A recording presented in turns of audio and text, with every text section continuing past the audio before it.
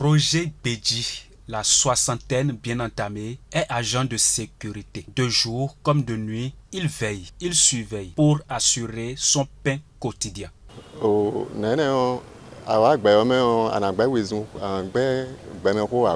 Déjà que tu es dans cette vie, tu ne peux plus refuser les contraintes de ce bas monde. C'est vrai que l'âge est avancé, mais on ne peut pas compter uniquement sur les enfants. Une fois que Dieu te renouvelle le souffle de vie, tu dois travailler.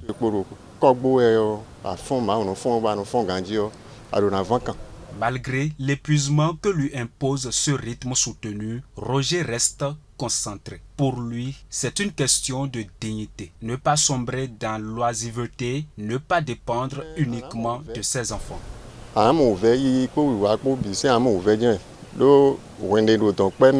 Quand j'étais plus jeune, je déployais beaucoup plus d'énergie. Aujourd'hui, je ne suis plus en mesure de le faire. Et quand tu travailles du matin au soir, tu seras fatigué. C'est un peu difficile. Mais quoi qu'on dise, c'est mieux de rester oisif et faire uniquement confiance aux enfants. Mais aussi libérateur soit-il, le travail peut, passer un certain âge, devenir une source de stress ou de fatigue excessive, tant sur le plan physique que mental.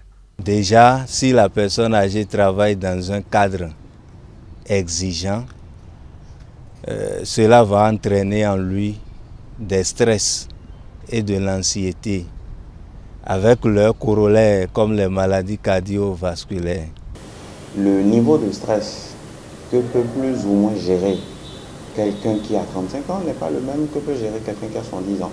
Et éventuellement, vous soumettez ces deux personnes au même niveau de stress, vous aurez des effets négatifs plus importants chez la personne qui est la plus âgée parmi les deux.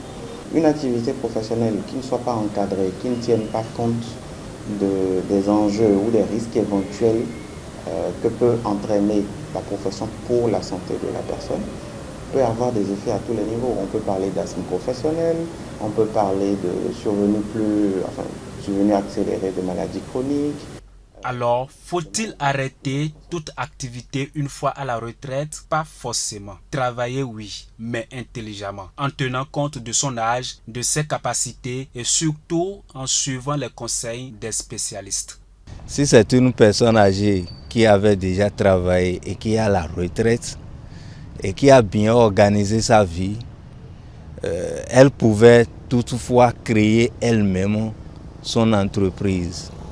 Créer du travail qui va l'épanouir. Maintenant, si c'est une personne âgée qui n'a jamais travaillé, et qui a son propre entreprise, il pourrait confier, ou bien elle pourrait confier, déléguer la tâche dans ses vieux jours à des personnes qui pourront l'aider. Globalement, quand on a passé 50, 60 ans, 70 ans, il est important de savoir que tout ce qu'on fait, tout ce qui relève de notre quotidien a un impact plus important sur notre santé. Le niveau de stress, l'alimentation, donc il serait important, plus que quelqu'un de plus jeune, de faire attention au sucre, de faire attention au sel, de faire attention à l'alcool, d'adopter des activités sportives régulières. La plus simple et la plus commode étant la marche. Continuer à travailler, pourquoi pas, à condition de le faire à son rythme et de façon adaptée. Car bien mené, le travail reste aussi un facteur d'équilibre et de bien-être.